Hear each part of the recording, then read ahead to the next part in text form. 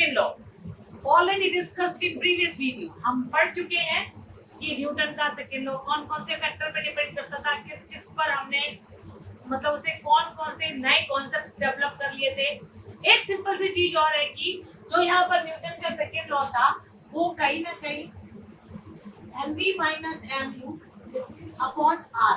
अब आप मुझसे ये पूछेंगे कि न्यूटन का सेकेंड लॉ हमने पढ़ा तो है लेकिन एप्लीकेबल कहाँ हो रहा है। बहुत ज्यादा एप्लीकेशन है उसकी, क्योंकि आप देखो इस रिलेशन को देखोगे तो फोर्स हमारे पास आ रहा है इनवर्सली प्रोपोर्शनल टू टाइम, और फोर्स हमारा directly proportional to change in momentum है।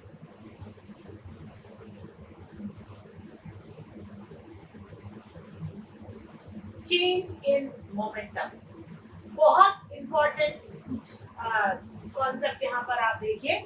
फोर्स टाइम के इनवर्सली प्रोपोर्शनल है, मतलब आप जितना ज्यादा टाइम बढ़ाते चले जाएंगे, फोर्स एप्लीकेशन का टाइम जितना ज्यादा बढ़ाते चले जाएंगे फोर्स की वैल्यू उतनी कम। आपने कहीं इस चीज को देखा है, कहीं भी आपने इस चीज को ऑब्जर्व किया है? बिल्कुल देखा है। किसी प्रैक्टिकल लैब में किसी क्लास में जाने की आपको जरूरत नहीं है, आप खेलते हो क्रिकेट और आजकल आईपीएल भी चल रहा है, आप देख रहे हो क्रिकेट।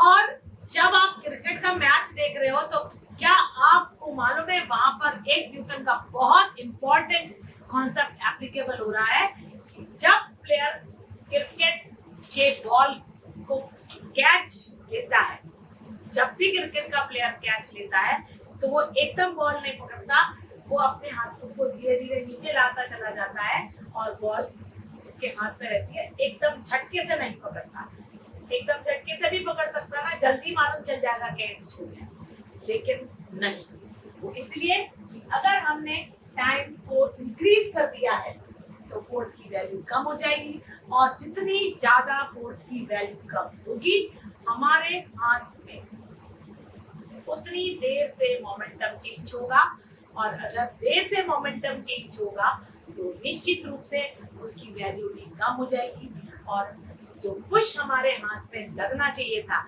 जिसके कारण हमको वो चोट लगती या हमारे पास वो पुश पेनफुल होता, वो चीज हमारी कम हो गई। तो cricket player lowers the hand to reduce force. ये है न्यूटन के सेकेंड लॉ की एप्लीकेशन।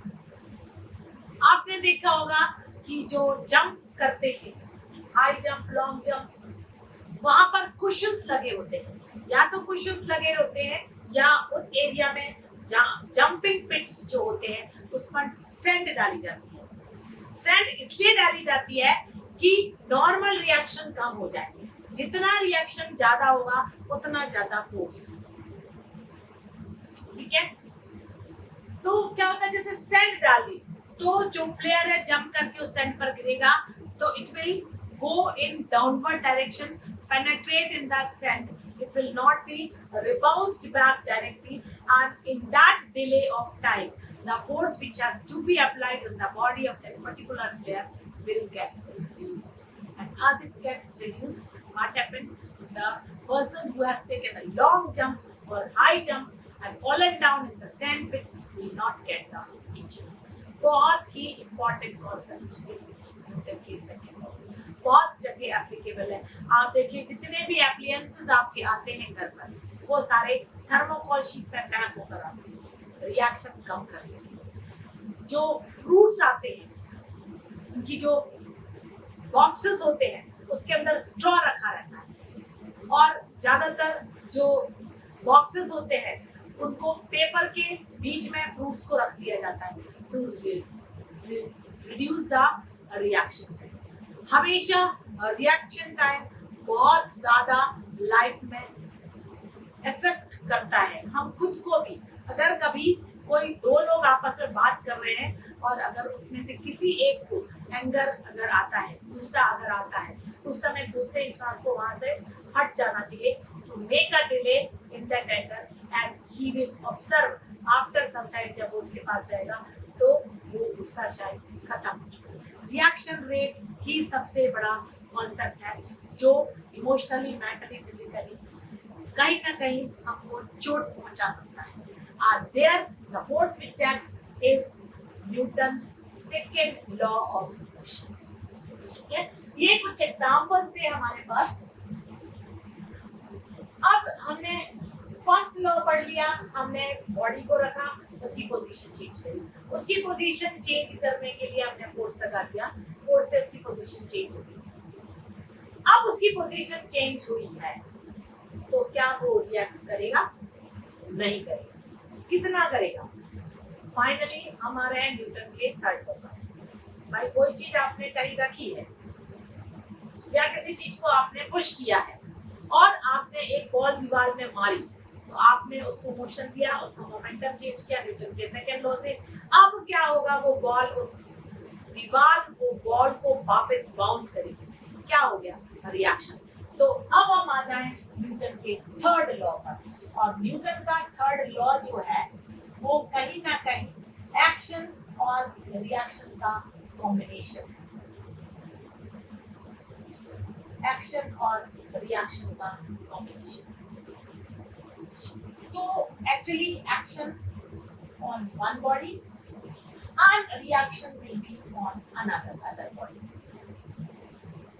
अब ये एक्शन और रिएक्शन दो अलग अलग बॉडी पर, and these two bodies should be in pair. मतलब एक दूसरे के साथ होना चाहिए, ऐसा नहीं कि एक दिल्ली में तो दूसरा कन्याकुमारी में।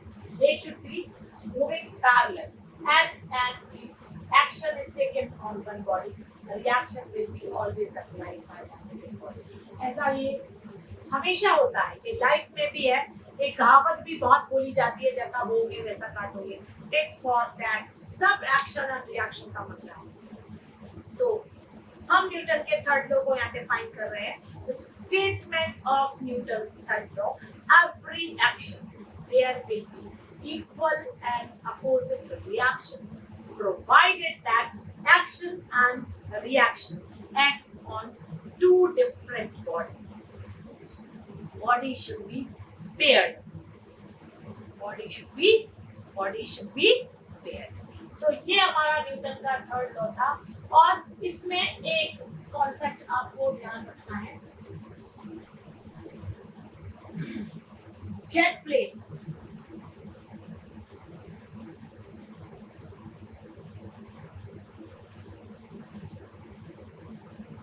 रॉकेट्स,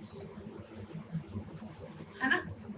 आपने कई बार सुबह उठ के देखा होगा इन स्काई आपको एक पतली सी धुएं की ये लेयर दिखेगी, फिर हम क्या बोलते हैं? अरे आज यहाँ से एक जेट प्लेन या रॉकेट पास हो गई। तो जेट प्लेन और रॉकेट तो पास हुआ है, बट वो धुएं की लेयर कहाँ से आई और क्यों आई? आपके मन में एक क्वेश्चन जरूर है। वो क्वेश्चन कुछ नहीं है, ये जो जेट प्लेन्स और रॉकेट्स हैं, they have to attain very high speed.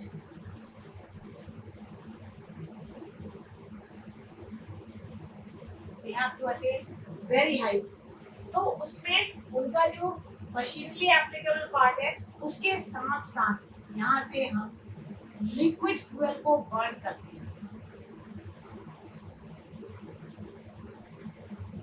इसमें हम लिक्विड फ्यूल को बर्न करते हैं and hot, very hot gases are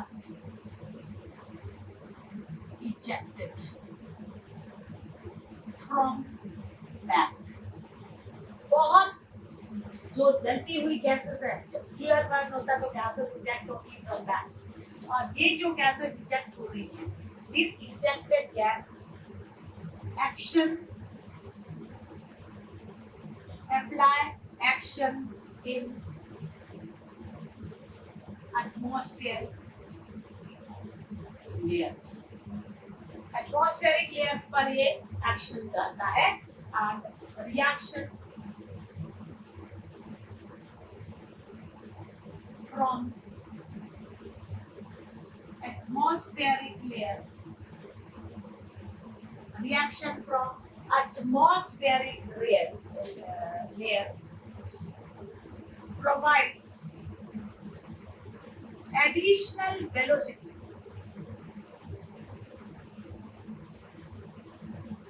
तो अब आप देखो, एक्शन हुआ आगे, रिएक्शन हुआ इधर, ये रिएक्शन का एक्शन फिर हमको क्या मिला, तो मतलब कहीं ना कहीं ये हमारा एक्शन था और ये हमारा रिएक्शन था। और ये एक्शन और रिएक्शन, एक्शन चल रहा है किसके द्वारा, जेट वेव के द्वारा, रिएक्शन चल रहा है एटमॉस्फेरिक वेव के द्वारा। तो इन दोनों के कारण हमको क्या मिला, एक सपोर्टिव कॉन्सेप्ट मिला। क्या सपोर्टिव कॉन्सेप्ट मिला, हमारा जो रॉकेट था वो हाई स्पीड में आगे की तरफ मूव कर रहा है, very high speed in forward direction. So this is a very simple and very highly applicable principle in field of rocket science.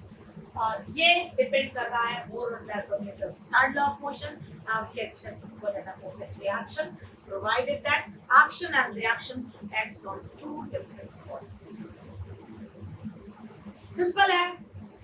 आप देखिए जो एस्ट्रोनॉट्स हैं, एक क्यूरियोसिटी वाला क्वेश्चन है, एस्ट्रोनॉट्स हैं वो मून पर जाते हैं, वहां पर वैक्यूम है, एटमॉस्फेयर नहीं है, ना वहां पर मून के पास ग्रेविटी है, और इन एस्ट्रोनॉट्स को वहां पर एक जगह से दूसरी जगह पर मूव करने के लिए करना क्या है, ना रिएक्शन मिल रहा है ना gravity, they are only flying. वो मालूम क्या करते हैं, वो न्यूटन के थर्ड लॉ को फॉलो करते हैं। They take an stone or anything, what else is there in their hand, they flow in direction opposite to the direction where they have to move. Suppose they have to reach to their spacecraft, they will stand keeping their back, वो अपने पिछला वाला जो पीठ वाला हिस्सा है वो एयरक्राफ्ट की तरफ रखते हैं और पत्थर फेंकते हैं या कोई भी चीज को फेंकते हैं फ्रंट के डायरेक्शन में। जब वो फेंकते हैं फ्रंट के डायरेक्शन में तो उस एक्शन का जो रिएक्शन मिलता है उससे वो धीरे धीरे पुश होकर अपने स्पेसक्राफ्ट में पहुंच जाते हैं। तो एक्शन एंड रिएक्शन अपने आप में एक बहुत वैल्यूएबल इंफॉर्मेशन। और एक चीज और मैं आपको बताऊं कि जो हमारे बुलेट्स होते हैं जब वो फायर्ड होते हैं गन से तो बुलेट तो नो डाउट आगे निकल जाएगा, ठीक है, लेकिन जो गन है, एक्शन हुआ बुलेट आगे निकला, रिएक्शन निश्चित रूप का बुलेट पर आना चाहिए, और वो रिएक्शन अगर बुलेट पे आ रहा है तो बुलेट जो है वो सोल्जर के कंधे पर एक जर्ब जरूर मारे। तो हम बोल देते हैं गन रिकॉइल्स। क्या बोलते हैं हम, गन रिकॉइल्स। जैसे ही बुलेट आगे गया gun will go and struck the shoulder of the person who has fired, जिसने ये फायरिंग करी है, तो कहीं ना कहीं ये जर्ब उसके कंधे पर जरूर लगता है और फिर हम बोलते हैं कि gun has taken a gun recoils whenever fired for. ठीक है, तो ये कुछ एग्जांपल्स थे जो मैंने आपको बताए न्यूटन के थर्ड लॉ के। बहुत सारे एग्जांपल हैं, एक वीडियो सिर्फ ये करके मुझे 3 कैटेगरी में डिवाइड करके बनाना है कि तीनों लॉ के एग्जांपल कैसे एक दूसरे पर। अब एक चीज और है, जो हमारा फोर्स का फर्स्ट लॉ है, फर्स्ट लॉ ऑफ फोर्स जो है इट इज कंटेन्ड इन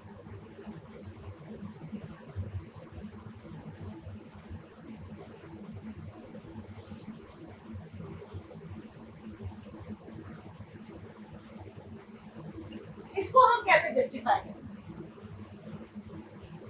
उसके लिए सबसे पहले हम क्या करेंगे, फोर्स लेके, फोर्स इक्वल्स टू चेंज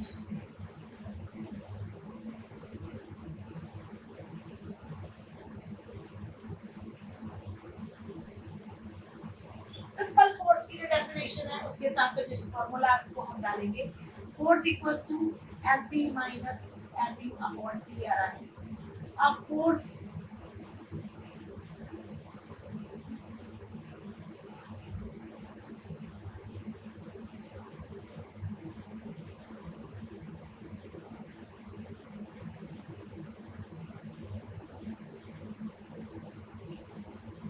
ये आया b माइनस, आप देखो force equal to change in momentum, F equals to 0, external force is not applied, F equals to 0 और अगर f इक्वल्स टू 0 तो आप देखो v minus u equals to 0 और इससे हमको मिल रहा है v इक्वल्स टू q। मतलब अगर इनिशियल वेलोसिटी 0 है तो फाइनल वेलोसिटी भी 0 हो जाएगी, इनिशियल वेलोसिटी u है तो फाइनल वेलोसिटी भी u हो जाएगी। इसका मतलब क्या है? इसका मतलब ये है कि हमको न्यूटन का फर्स्ट लॉ मिल गया। कैसे मिल गया?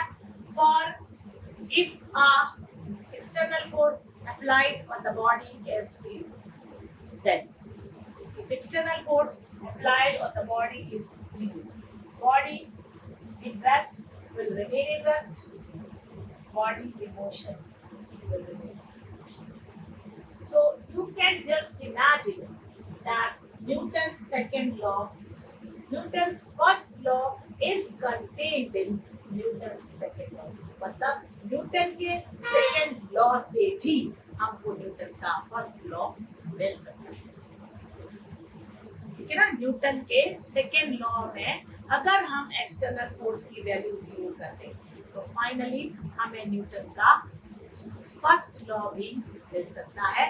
और न्यूटन का फर्स्ट लॉ हमारा था for if a body is at rest will remain in rest and body is in motion will remain in motion up till and unless external forces apply on it।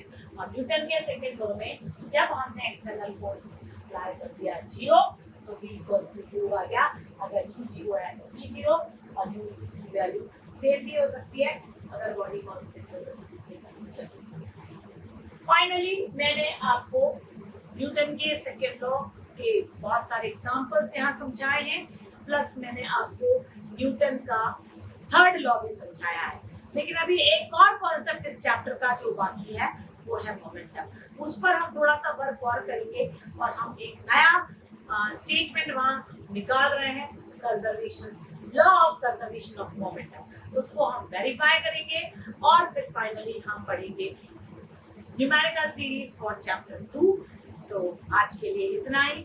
मैं यहाँ अपना session conclude कर रही हूँ। Thank you बेटा, have a nice day.